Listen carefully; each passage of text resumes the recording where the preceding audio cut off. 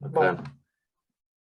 então, como eu disse, né, eu vou fazer a explanação aqui da evolução das técnicas em radioterapia, né, como evoluíram essas técnicas, como essas técnicas aí caminharam ao longo do tempo, né?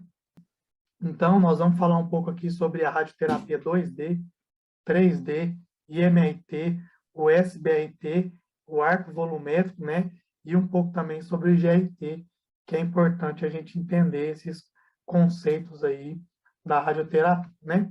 Então, quando a gente fala desde o início aí da técnica 2D, né? O que ela utilizava para poder fazer os cálculos de dose no paciente, né? Então, usavam referências ósseas. Então, eram imagens ortogonais. Você fazia ali a gente chama de portal, né, que é o raio-x feito com energia megavoltagem, né? Então, a gente fazia ali um portal anterior, um portal lateral, e você delimitava a área a ser tratada ali por referências ósseas, né? Então, se o paciente tinha uma drenagem linfática, ou essa drenagem está relacionada com tal referência óssea, né? Você tinha uma área irradiada maior, porque você não tinha aí a definição dos volumes, tanto de alvos como de órgãos em risco, né? São esses órgãos que estão ali do lado das estruturas que vão ser irradiadas, né?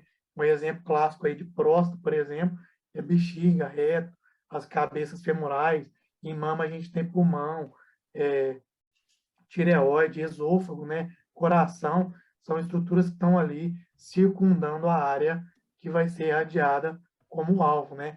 E esses cálculos de dose, né? Quando a gente fala da técnica 2D, eles eram realizados manualmente. Então, você tinha uma calibração prévia do aparelho, né? Você tinha lá uma dose prescrita de 70 grays. Então, você sabia que 1 centigray era igual a 1 unidade monitora, né? Que é o tempo do feixe, tá? Com o campo 10-10, uma profundidade de 10 centímetros. Então, você tinha que calcular a profundidade que estava esse alvo, você tinha que calcular um campo equivalente, você tinha que calcular a interferência de bloco, de bandeja, de filtros, né, que a gente utilizava ali para modular a dose. Então, todos esses cálculos, eles eram feitos manualmente, né? Lá, um pouco adiante, começaram a se usar planilhas, né, para poder estar fazendo aí esses cálculos com mais precisão, certo?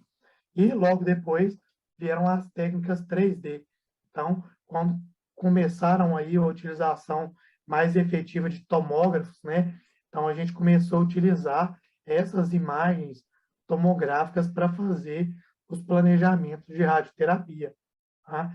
Então agora a gente não irradiava mais através de volumes baseados em referências ósseas. A gente pega a tomografia, corte a corte, vem determinando. Isso aqui é alvo, isso aqui é bexiga, isso aqui é reto, isso aqui é cabeça femoral. Se for pescoço, né? Isso aqui é parótida, isso aqui é glote. Então, para cada área que você vai tratar, você começa a desenhar volumes, né? E você vai tratar agora esses volumes, certo? Então, você consegue um controle maior desses órgãos em risco. Por quê? Você consegue direcionar o seu feixe, né, para a posição desejada. E esses cálculos de dose passaram a ser, né, feitos por sistemas de planejamento. Então, foram criados algoritmos de cálculos, né, que faziam toda aquela conta manual agora com algoritmo, tá? Então, se a superfície que o campo ia entrar ela era irregular, o algoritmo leva isso em conta. Leva em conta se uma parte do volume é mais espessa que a outra, se uma determinada dose que um órgão pode ou não receber. Então, ficou mais fácil, digamos assim, ter um controle maior, tanto da área que precisa ser irradiada, né, do volume irradiado, quanto dos órgãos em risco, certo?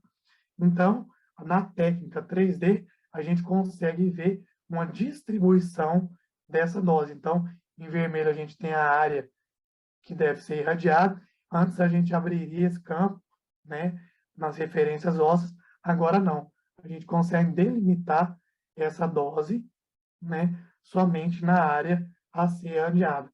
É claro que, para que haja cobertura da área irradiada, né, existem também, às vezes, um espalhamento aí dessas doses de radiação, que fazem, né, com que seja irradiado aí tecidos adjacentes. A dose não é totalmente restrita, como em outros casos que a gente vai ver um pouco mais para frente, tá? Então, quando a gente implementou, né, quando foi implementado a técnica 3D, nós começamos, então, a utilizar o DVH, né? O que que seria, então, o DVH? É o histograma de dose por volume.